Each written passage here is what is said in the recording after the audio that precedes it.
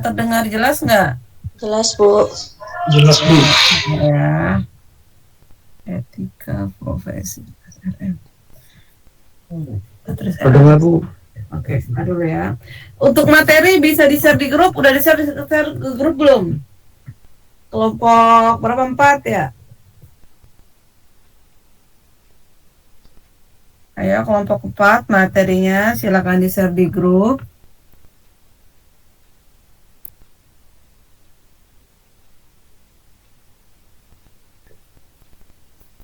Oke, sambil menunggu kelompok 4 men-share materi, kita buka materi ini perkawan kali ini ya. Assalamualaikum warahmatullahi wabarakatuh. Waalaikumsalam warahmatullahi wabarakatuh, Bu. Selamat pagi semuanya. Pagi, Bu. Pagi, Bu. Oke ya, terima kasih. Pada hari ini adalah kita membahas ya pertemuan keberapa ya? 10, 11 ya. Ya, pertemuan 11 ini kita akan membahas dengan tema cybercrime ya, cyber law dan IT auditor ya. Silakan buat kelompok 4 ya untuk mempersiapkan materi presentasinya di grup. Lalu teman-teman saya minta tetap aktif ya walaupun offline ya, walaupun online ya. Jadi kalau ada pertanyaan nanti segera pertanyakan ya di kelompok 4. Untuk kelompok 4 hari ini hadir semua? Hadir, Bu. Oke, hadir ya. Oke, udah di-share belum materinya?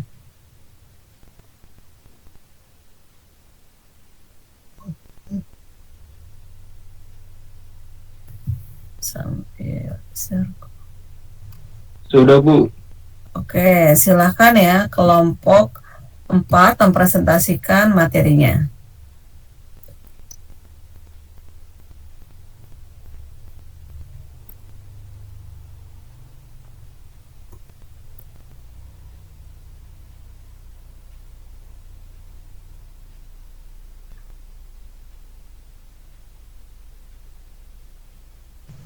Bu, sebentar ya, Bu.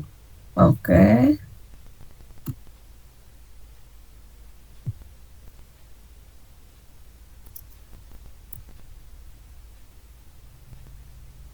Satu, 88, 2.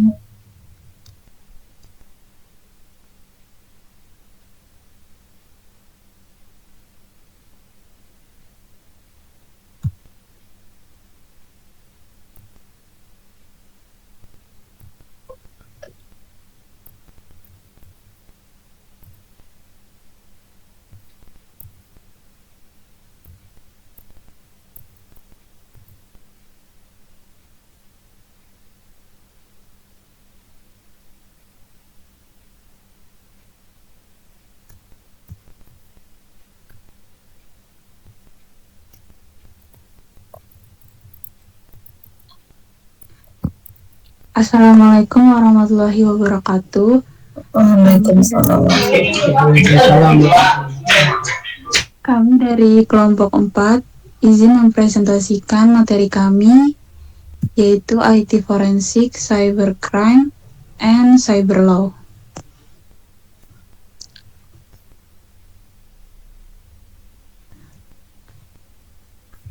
Langsung aja. Yang pertama, pengertian IT Forensik.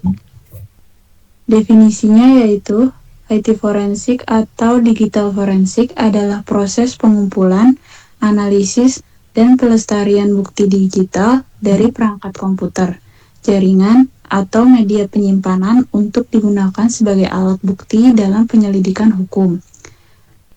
Lalu selanjutnya ada tujuan utamanya. Yang pertama, membuktikan adanya tindak kejahatan digital. Yang kedua, mengidentifikasi pelaku dan kronologi kejadian. Yang ketiga, melindungi integritas bukti digital agar dapat diterima di pengadilan. Yang ketiga, ruang lingkup. Yang pertama itu ada komputer forensik. Fungsinya untuk menganalisis data dari komputer atau laptop. Yang kedua, network forensik, menelusuri aktivitas jaringan. Yang ketiga, mobile forensik, mengambil bukti dari perangkat seluler. Dan yang terakhir, cloud forensik, investigasi data yang tersimpan di layanan cloud.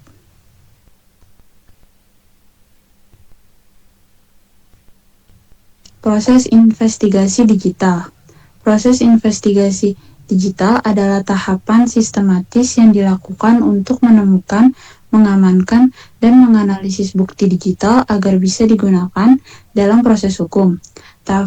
Tahapan proses investigasi forensik digital yaitu yang pertama ada identification atau identifikasi, menentukan jenis insiden dan sumber bukti digital seperti komputer, HP, jaringan, dan lain-lain. Yang kedua ada preservation, yaitu pelestarian, mengamankan bukti agar tidak rusak atau dimodifikasi, misalnya dengan imaging data. Yang ketiga ada collection atau pengumpulan, mengambil data yang relevan dari perangkat atau sistem dengan prosedur hukum yang benar. Yang keempat ada examination atau pemeriksaan, menganalisis isi data, mencari file tersembunyi, log aktivitas, atau jejak digital pelaku. Yang kelima ada analisis atau analisis menafsirkan hasil pemeriksaan untuk menemukan pola, waktu kejadian, dan keterlibatan pelaku. Yang terakhir reporting atau pelaporan, yaitu membuat laporan lengkap dan objektif yang dapat dijadikan bukti di pengadilan.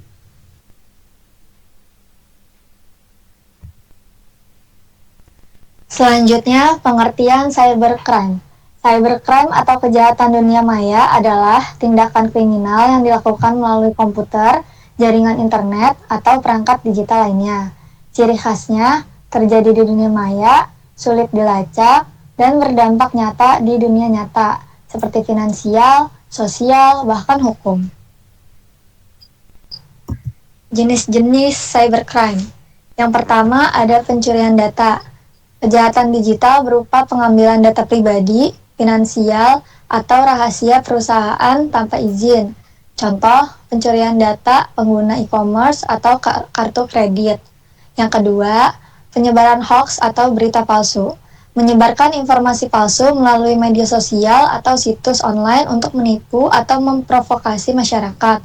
Contoh, berita palsu tentang isu politik atau kesehatan. Yang ketiga, pencemaran nama baik digital. Menghina, menuduh, atau menyebarkan fitnah terhadap seseorang melalui platform digital. Dilindungi dan diatur dalam Undang-Undang ITE Pasal 27 Ayat 3. Yang keempat, hacking atau peretasan sistem. Masuk ke sistem atau akun orang lain tanpa izin dengan tujuan mencuri, merusak, atau mengubah data. Contoh, peretasan website perusahaan atau akun media sosial. Yang kelima, ada cyber fraud atau penipuan online, yaitu tindakan penipuan melalui internet untuk mendapatkan keuntungan pribadi. Contohnya penipuan belanja online, phishing, investasi bodong. Yang keenam, cyberbullying. Menyerang atau melecehkan seseorang secara verbal melalui media digital. Contohnya komentar kebencian, ancaman, atau penghinaan di media sosial. Yang terakhir ada cyber terrorism atau spionage digital, yaitu menggunakan teknologi untuk menyebarkan ketakutan, sabotase, atau mencuri data pemerintah. Contoh, peretasan situs resmi lembaga negara. Oke, lanjut ke contoh kasus kebocoran data Tokopedia 2010. Pada bulan Maret 2020, Indonesia digemparkan oleh kasus kebocoran data besar-besaran yang menimpa Tokopedia, salah satu platform e-commerce terbesar di tanah air. Sekitar 15 juta data pengguna dilaporkan bocor dan kemudian meningkatkan hingga sampai 90 juta akun yang diperjualbelikan di forum dark web seharga sekitar $5.000 atau sekitar 70 juta. Data yang bocor meliputi nama lengkap, alamat email, nomor telepon, tanggal lahir, dan khas password para pengguna. Pihak Tokopedia mengonfirmasi adanya upaya peretasan namun menegaskan bahwa password pengguna masih terlindung karena terenkripsi dan data finansial seperti informasi kartu kredit tidak ikut bocor. Perusahaan segera melaporkan kejadian ini kepada Kementerian Komunikasi dan Informatika atau Kominfo serta Badan Cyber dan Sandi Negara atau BSSN untuk dilakukan investigasi lebih lanjut. Kasus ini menjadi salah satu insiden kebocoran data terbesar di Indonesia, sehingga membuka mata publik tentang pentingnya keamanan cyber dan perlindungan data pribadi di era digital. Di sisi hukum, insiden ini juga menunjukkan relevansi penerapan UU ITE serta kebutuhan pembaruan regulasi terkait keamanan data pengguna.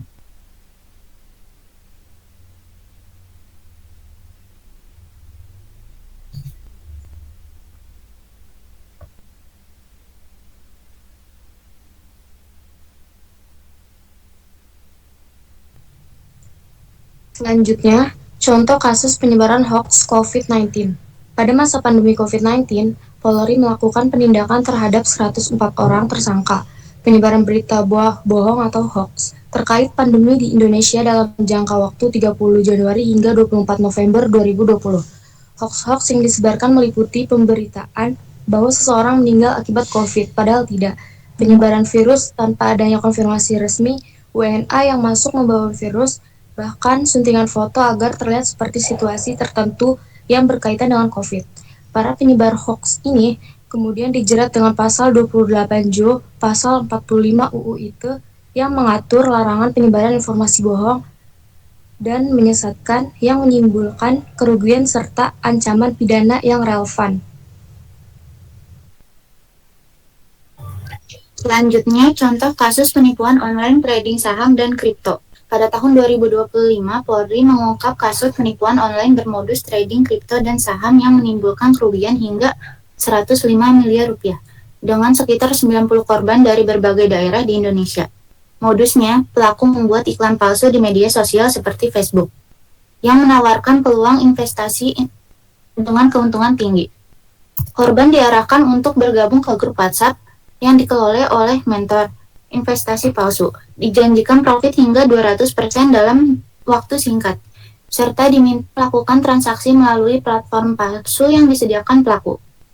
Awalnya beberapa korban menerima keuntungan kecil agar percaya, namun setelah menanamkan dana lebih besar, seluruh saldo mereka tidak bisa ditarik kembali. Bahkan pelaku meminta biaya tambahan seperti pajak dan administrasi sebelum akhirnya menghilang. Dana para korban ternyata dialirkan ke puluhan rekening yang berbeda yang sulit dilacak. Kasus ini menjadi salah satu penipuan digital terbesar di Indonesia dan menjadi peringatan penting agar masyarakat lebih berhati-hati terhadap tawaran investasi online yang menjanjikan keuntungan tidak wajar. Cyber law.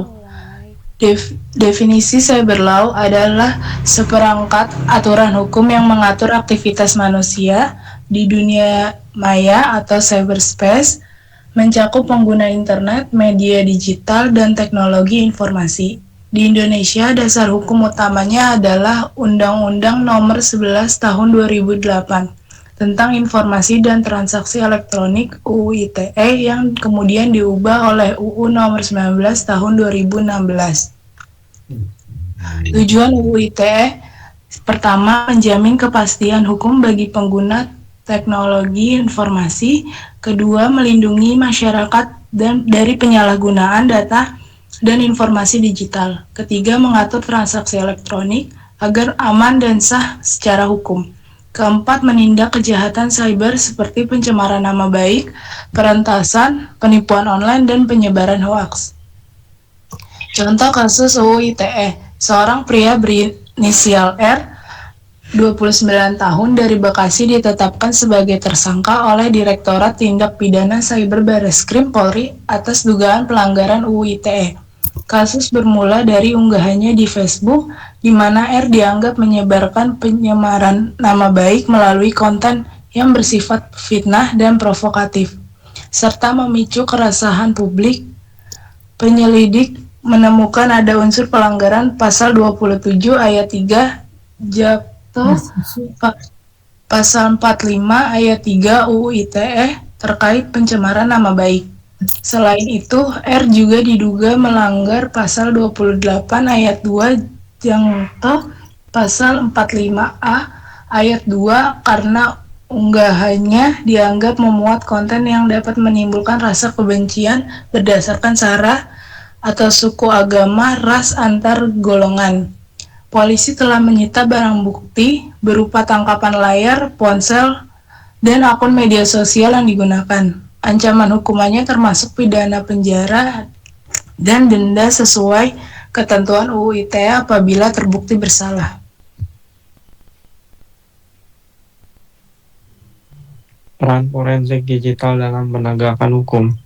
1. Mengungkap bukti digital atau digital evidence.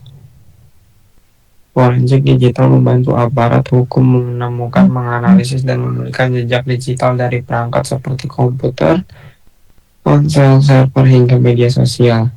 Kedua, menentukan pelaku dan kronologi kejahatan. Melalui analisis log aktivitas, alamat IP, metadata, dan file sistem, forensik digital dapat melacak identitas pelaku serta menyusun kronologi kejadian kejahatan cyber dengan akurat. 3. Mencegah dan mengurangi kejahatan cyber. Selain untuk menyelidikkan, forensik digital juga membantu mendeteksi pola serangan agar lembaga keamanan bisa memperkuat sistem dan mencegah kejahatan serupa di masa depan. 4.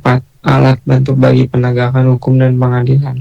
Temuan dari tim forensik digital sering dijadikan alat bukti sah di pengadilan, membantu jaksa, hakim, dan penyelidik dalam membuat keputusan yang adil berdasarkan data yang objektif.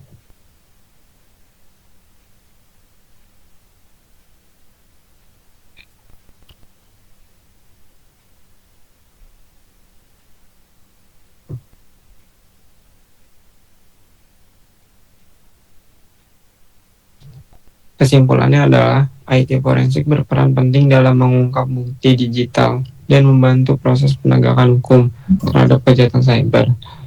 Cybercrime mencakup berbagai kejahatan digital seperti peretasan, penyebaran hoax, pencemaran nama baik, hingga penipuan online yang terus-menerus berkembang.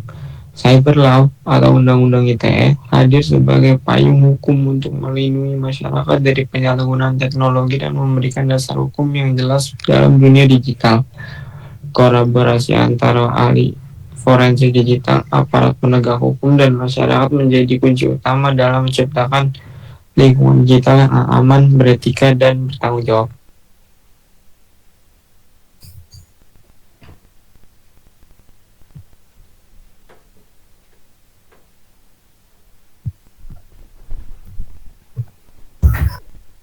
Baik, terima kasih. Jika ada yang ingin ditanyakan, boleh langsung disampaikan. Oke ya, terima kasih ya kelompok 4 ya. Yuk silakan, ada yang bertanya? Ayo, ada yang bertanya? Baik Bu, mungkin dimulai dari saya kali ya. Siapa?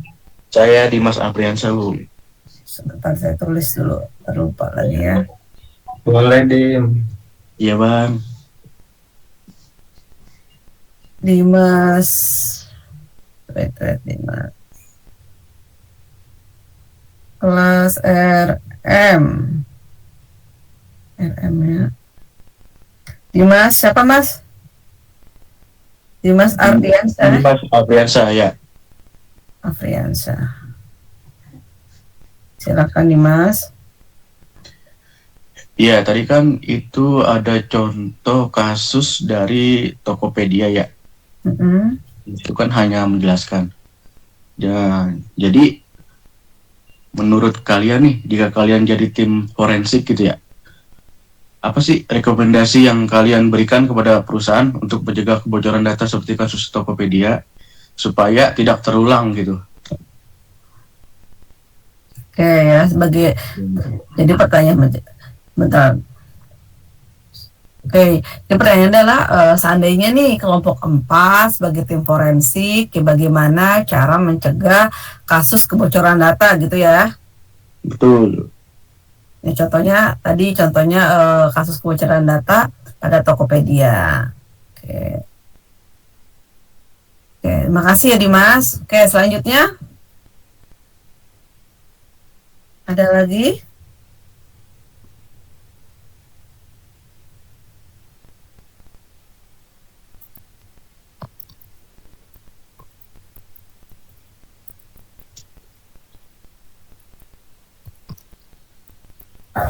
Ayo guys, ada lagi nggak yang ditanyakan?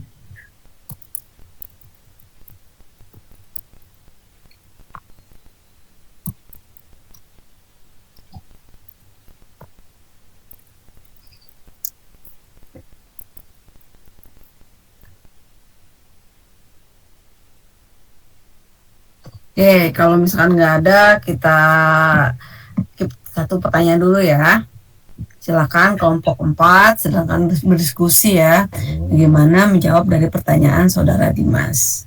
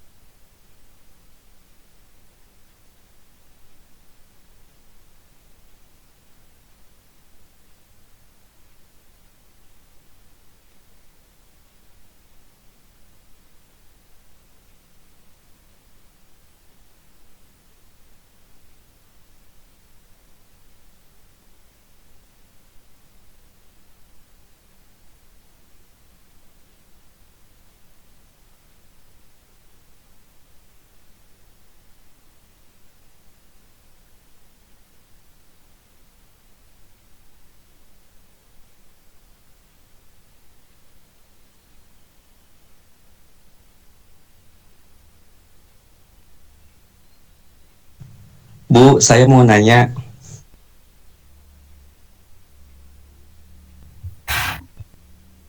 Mau nanya apa? Siapa namanya? Rijal, Bu. Rizal siapa nih sebentar? Rizal Fazarudin ya. Iya, Bu.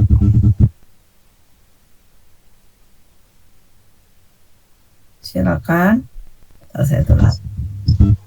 Bagaimana proses digital forensik dapat menjadi alat bukti yang sah di pengadilan? Apa risiko bila prosedur tidak mengikuti standar, Bu?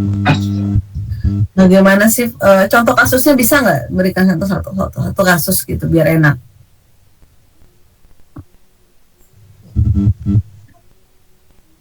Ya nggak, biar kelompok 3 bisa menganalisa nih, itu kan banyak nih sampelnya aja bagaimana gitu kan?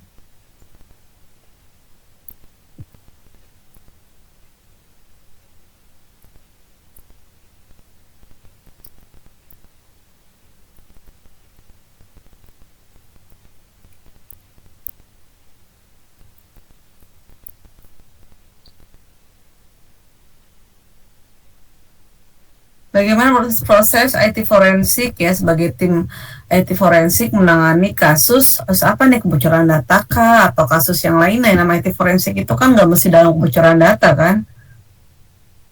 Spesifiknya apa, Rizal? Kebocoran data, Bu. Kebocoran data aja. Itu udah spesifiknya loh. Kenapa? Maksudnya kebocoran data aja loh. Iya. Oke, Jal. Oke, dua penanya dulu ya.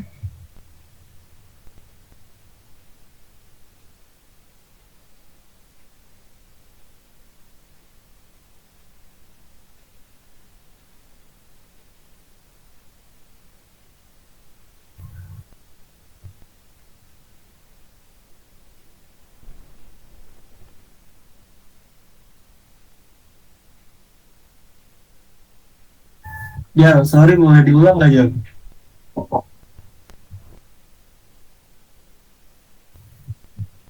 Apaan, Yas? Boleh diulang nggak pertanyaannya? Bagaimana proses digital forensik dapat menjadi alat bukti yang sah di pengadilan? Apa risiko bila prosedur tidak mengikuti standarnya? Oke, Jal, makasih, Jal. Oke, Yas.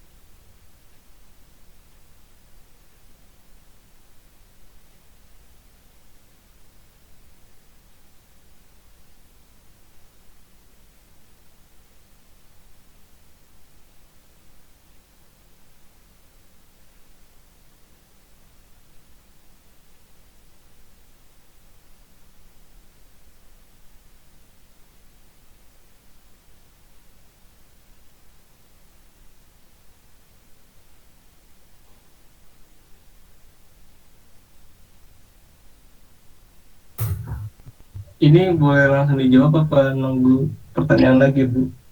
Langsung jawab aja yang pertanyaan yang pertama tadi ya. Oke, Bu. Pertanyaan dari Dimas ya kalau nggak salah. Bagaimana cara sebagai kalian tim IT forensik menjaga kasus kebocoran data ya? Baik, Bu, saya izin menjawab pertanyaan dari Dimas ya, Bu. Yang diambilnya contoh Tokopedia. Kalau saya jadi tim forensik keamanan di perusahaan besar, contoh misalnya Tokopedia, fokus saya bukan cuma nutup celah yang bocor, tapi membangun sistem yang bikin data tetap aman, walaupun ada yang berhasil masuk.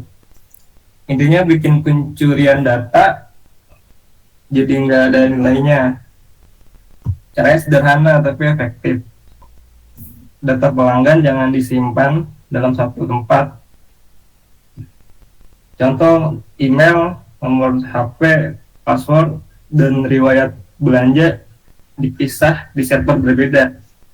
Jadi kalau dicuri pun cuma dapat potongan yang nggak lengkap. Untuk password, saya akan pastikan pakai enkripsi yang nggak bisa dibalik. Jadi sekalipun dicuri tetap nggak bisa dipakai. Akses internal juga harus super ketat, pakai prinsip zero trust. Bukan karena orang dalam lalu otomatis dipercaya. Semua tetap harus diverifikasi. Lalu biarin AI mantau setiap aktivitas di sistem 24 jam. Kalau ada perilaku yang dicurigai, sistem otomatis ngeblokir sebelum kebocoran terjadi. Dan untuk perlindungan tingkat tinggi, saya akan siapkan database jebakan atau honeypot. Kalau nge-lock hacker yang coba masuk sembarangan, begitu jebakan tersentuh, akses ditutup dan pelaku terlacak. Buat saya, keamanan bukan cuma teknologi, tapi soal menjaga kepercayaan pelanggan. Kalau orang yakin datanya aman, itu bukan cuma keuntungan perusahaan, tapi kekuatan dan reputasi yang bikin bisnis bertahan jangka panjang.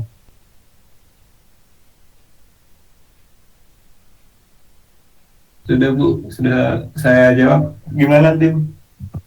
Oke, makasih Bang Dia jawabannya. Oke ya, gini ya, izin saya menambahkan ya. Jadi kalau misalnya nih tim kelompok 4, bayangin kalau misalnya jadi tim IT forensik kan ya. Nah, dipanggil nih, oh ternyata ada kebocoran data gitu kan ya. Nah, sebentar. Oke. Nah, sebagai tim IT forensik itu tugasnya bukan nyari bukti setelah kejadian, tapi juga bisa ngerancang nih biar nggak ada kebocoran data, kejadian lagi dan lagi ya.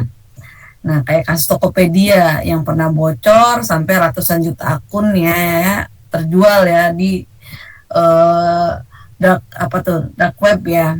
Gimana sih langkah-langkahnya biar agar di praktik di lapangan itu jangan sampai terjadi lagi ya. Ini kan sebagai theoretical aja ya. Yang pertama ya pasti tadi memperkuat sistem autentifikasinya ya. Udah jelaskan juga pada minggu kemarin ya. Kenapa sih penting ya? Karena banyak kebocoran yang terjadi pada misalnya kayak password yang lemah ya, atau juga akun admin yang diambil alih ya. Jadi pastikan biasanya dari internnya dulu nih, kita perkuat dulu sistemnya seperti apa. Terus juga ada juga pakai enkripsi data ya. Jadi data yang sensitif kayak password harus dihash ya dengan beberapa kripti atau argon bukan. Sebenarnya itu juga data pribadi ya. Tadi udah dipisahkan katanya tadi ya sama si Hansa tadi yang jelasin ya.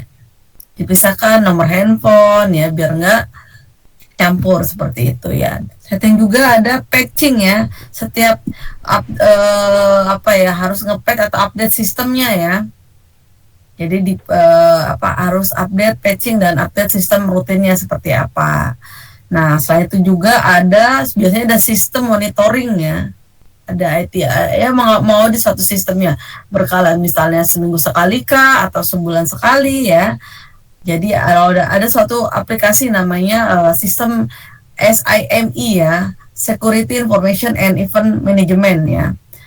Nah, dipantau tuh kira-kira ada anomali apa nih. Kalau misalkan ada suatu anomali yang ada login yang nggak mencurigakan nih, nah itu bisa kelihatan tuh ya di query database-nya ya, terlihat seperti itu.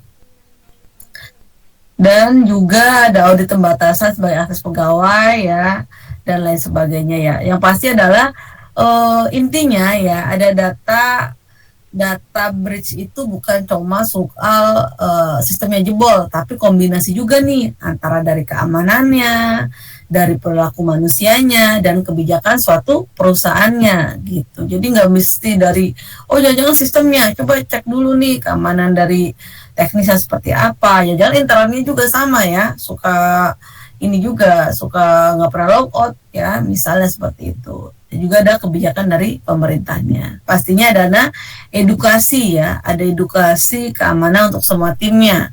Jadi staff internal itu dilatih tentang misalnya tentang phishing atau social engineering ya, dan menurut keamanannya. Jadi kadang celah keamanan itu bukan dari sistem tapi manusia itu sendiri.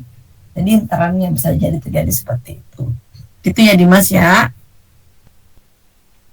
Baik Bu.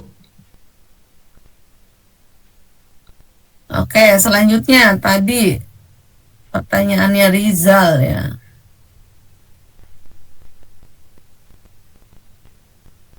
Bagaimana proses IT forensik dalam menangani kasus kebocoran data? Misalnya sudah masuk dalam ke pengadilan ya berkasnya ya. Bagaimana jika tidak mengikuti standarnya? Oke Bu, saya mau jawab lagi Bu, pertanyaan dari Rijal.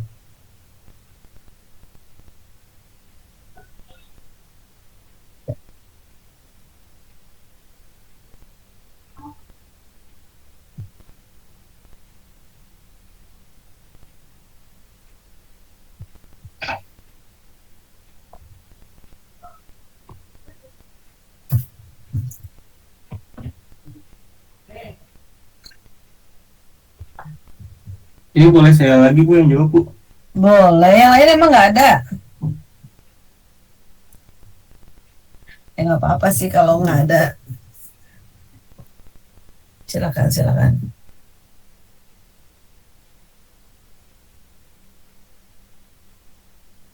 Tadi kan pertanyaannya, bagaimana sih proses digital forensik dapat jadi bukti yang sah di pengadilan? Risikonya bila prosedur tidak mengikuti standar. Kalau bicara digital forensik sebagai alat di pengadilan, inti utamanya bukan cuma berhasil menemukan datanya, tapi memastikan data itu 100% asli dan tidak pernah berubah sejak pertama kali ditemukan. Karena kalau misalnya sedikit aja ada keraguan, nilai buktinya bisa hilang. Makanya prosesnya harus rapi dan terukur. Perangkat yang ditemukan tidak langsung diperiksa, tapi dibuat salinan forensik dulu. Lalu dianalisis, dilakukan di salin tersebut. Sementara perangkat asli disimpan untuk sebagai bukti utama untuk ngebuktiin bahwa data tidak ada yang berubah, digunakan nilai hash. Kalau hash awal dan akhir sama, berarti datanya valid. Dan selama proses itu berlangsung, semua perpindahan bukti harus tercatat lewat chain of custody. Biar jelas siapa yang megang apa datanya dan kapan. Kalau prosedur ini diikutin, bukti digital bisa sangat kuat di pengadilan. Tapi kalau ada langkah yang dilewatin atau dilakukan sembarangan nih, risikonya besar. Bukti bisa ditolak, kasus bisa gugur, bahkan penyidik bisa dianggap manipulasi data. Jadi kesimpulannya sederhana, dalam digital forensik yang penting bukan cuma nemuin bukti doang, tapi buktiin bahwa bukti itu tetap murni sampai di persidangannya. Udah Bu, segitu aja. Berat ini mengalami forensik ini ya. Jadi sedikit ya saya menjelaskan ada beberapa bagaimana sih proses IT forensik kalau misalkan udah nyampe proses pengadilan ya, dan bagaimana kalau misalkan nggak ikut standar atau SOP-nya ya, karena sekarang tahu sendiri kan ya begitulah gitu kan, nggak ikutin sesuai SOP-nya, tiba-tiba ya tersangka aja ya. Nah nggak bisa seperti itu seharusnya ya. Kayak kemarin kayak kasus Tom Lembong ya, padahal dia nggak ada bukti yang kalau misalkan dia korupsi gitu kan ya, tapi alhamdulillah ini udah terselesaikan ya soal Lembong kemarin.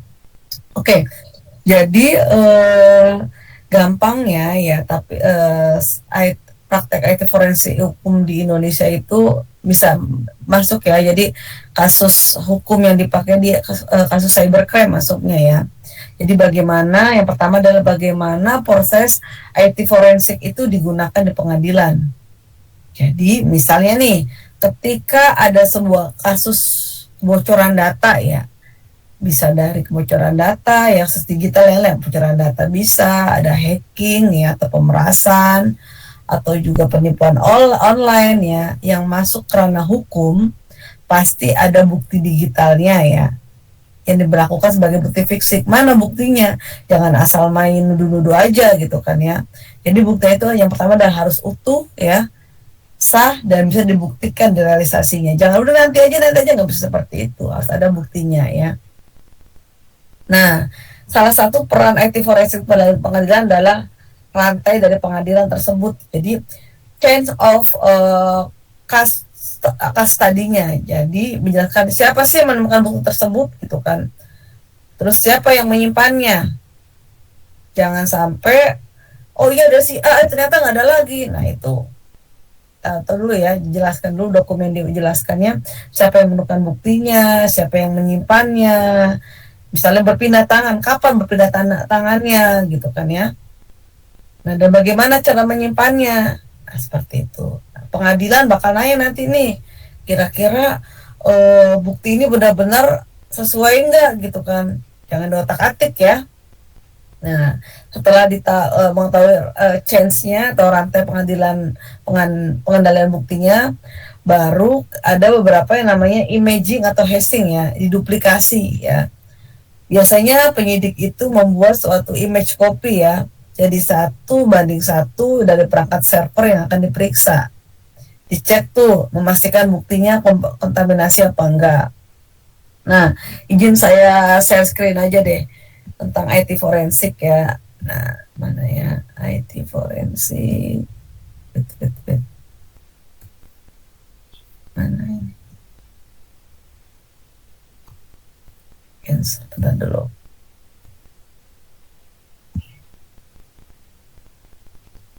Oh, kelihatan. Ada yang layar juga. Sudah terlihat belum?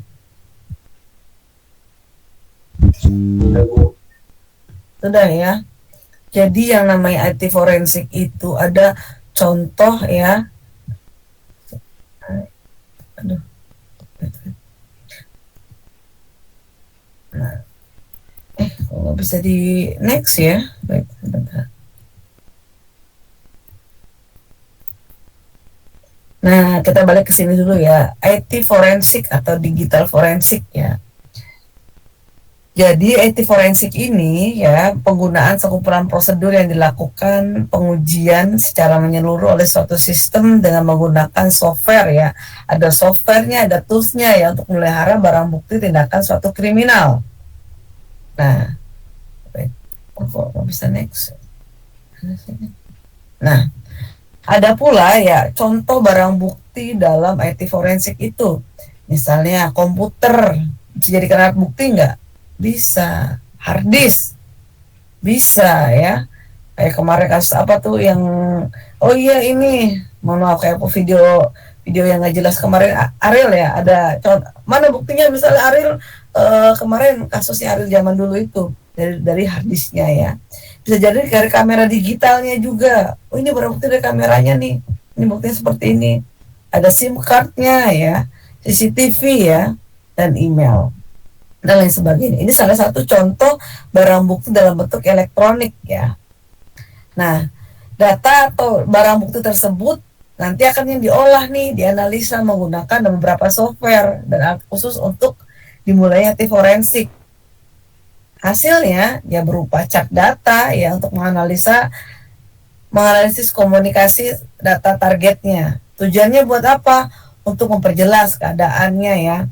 Bisa mencakup sistem otomatis, media penyimpanannya bisa menggunakan hard disk, CD-ROM ya, dan lain sebagainya. Nah, ini adalah salah satu contoh elemen kunci IT forensik. Yang pertama adalah identifikasi bukti digitalnya. Jadi kita identifikasi dulu, misalnya kayak kasus Sambo ya dulu ya. Zaman dulu kasus Sambo itu kan ya. Misalnya kasus Sambo itu kan bukan ke digital IT forensik, kata siapa? Ini kan ada buktinya nih. Dia melalui CCTV kan, bisa terlihat dari CCTV-nya. Nah ternyata CCTV-nya hilang juga ya kemarin kasus Sambo ya. Ya itu mah Allah alam ya. Nah kita balik lagi ya, identifikasi bukti digitalnya. Jadi di mana nih buktinya berada ya, di mana bukti itu disimpan ya, dan bagaimana penyimpanannya untuk mempermudah penyelidikan. Jadi diidentifikasi dulu, nggak bisa langsung iya ini kamu kena nih, nggak bisa seperti itu ya. Lalu kedua adalah setelah udah tahu diidentifikasi ya, oh iya buktinya itu misalnya ada di rumah ini ya, terus bagaimana penyimpanannya gitu ya. Lalu yang kedua adalah penyimpanan pengamanan bukti digitalnya. Jadi jangan sampai buktinya itu udah dibuat ternyata beda lagi gitu kan ya. Nggak bisa seperti itu. Jadi harus sama ya. Bentuk, isi, makna bukti digital hendaknya disimpan di tempat yang steril juga ya. Untuk benar-benar memastikan tidak ada perubahan.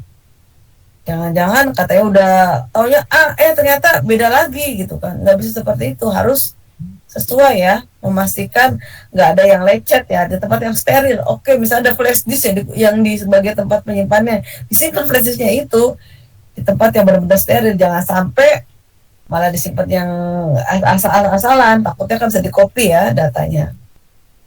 Terus yang kedua adalah dianalisa dalam bentuk digital, pengambilan, proses pemrosesan ya, pemrosesan dan interpretasi. Nah, proses ini mencakup pemrosesan dan interpretasi bukti digital. Barang bukti yang telah ditetapkan, didapatkan perlu diekspor kembali berhubungan dengan tindakan pengusutan. Setelah diidentifikasi, disimpan dengan steril, dianalisa dulu nih. Jangan sampai ketika kita udah ngomong, ternyata beda lagi gitu kan. Ya, jadi harus benar-benar mencakup proses interpretasinya sesuai apa enggak gitu kan, baru dipresentasikan ya. Nah, pada saat persidangan atau memperlihatkan bukti berupa presentasi bukti digital yang akan dilakukan, kesimpulan akan didapatkan ketika semua tahapan telah dilalui, terlepas dari ukuran objektivitas ya, serta standar kebenarannya ya minimal. Jadi nggak boleh sebelum kita mempresentasikan, oh iya sih yang mencuri ini si A gitu kan, ya kita juga harus tahu nih elemen-elemen ininya ya, dianalisa dulu ya, diidentifikasi ya, baru kita memberikan suatu presentasi atau apa ya, interpretasi ya. Oke, ini nih pencuri adalah si kayak kemarin bekas Bjorka, ini katanya yang mencuri adalah Bjorka, mana buktinya? Ini udah ada buktinya, ternyata implementasi udah ngomong, ternyata berapa tahun kemudian muncul lagi ternyata Bjorka belum ketangkep. Nah, jangan sampai seperti itu ya. Jadi harus sebagai IT forensik harus tahu benar-benar diidentifikasi dulu, disimpan ya buktinya dengan steril ya, baru dipresentasikan ya. Seperti itu ya. Tadi siapa Fajar ya, kurang lebih prosesnya.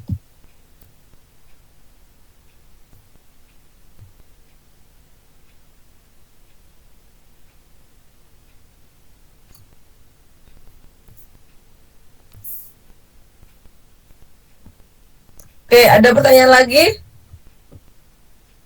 Udah cukup ya waktunya, udah.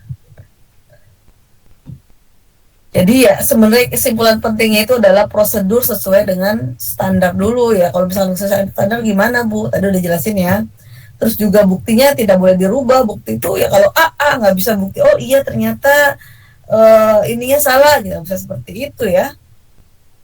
Jadi dan ada yang namanya verifikasi atau metodologi kaji ulang ya. Biar nggak salah asal tangkep juga ya. Seperti itu ya. Itu ya Rizal ya. Oke, kalau nggak ada pertanyaan kita langsung ke ini ya, karena waktunya udah mau ke kelas berikutnya. Absensi kelas RM ya.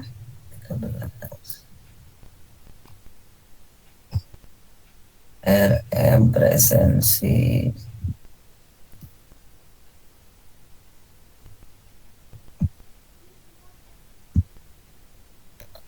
Ahmad Baihaqi hadir? Hadir, Bu. Rakan?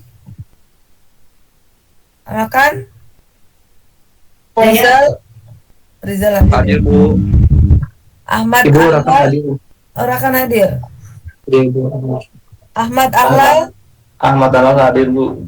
Nur S? Nur hadir, Bu. Muhyiddin? Hadir, Bu. Alfizi? hadir, Bu. Adam? Hadir, Bu. Hadir. Junita?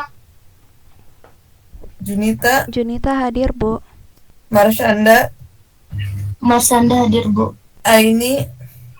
Hadir, Bu. Muhammad Rafiq? Hadir, Bu. Mau trafik. Stephen? Muhammad Faiz, Faiz hadir, Bu. Dafa Abdurrahman, Hadir, Bu. Raka Alif, Kali hadir, Bu. Larissa, Hadir, Bu. Putri, Hadir, Bu.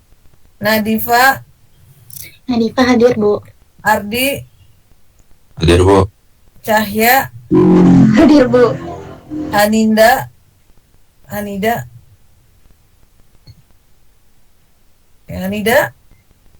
oke nggak ada ya. Aulia, Aulia hadir, Bu. Riko, Hadir, Bu.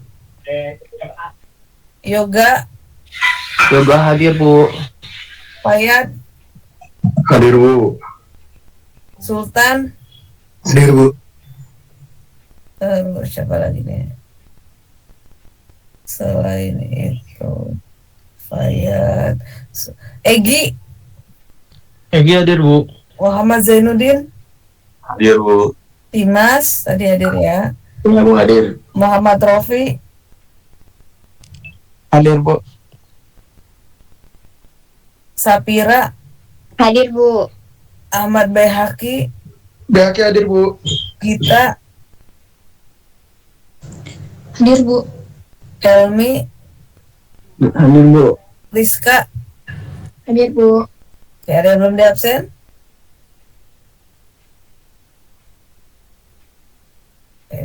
Ya. Dua peserta yang nggak masuk ya, 2 mahasiswa. Oke ya, sekian dari saya ya untuk pertemuan kali ini. Semoga ya bisa bermanfaat bagi kalian. Saya akhiri, wassalamualaikum warahmatullahi wabarakatuh. Waalaikumsalam warahmatullahi wabarakatuh. Makasih ya, Bu. Terima kasih, Bu. Sama-sama. Mari, Bu. Terima kasih, Bu.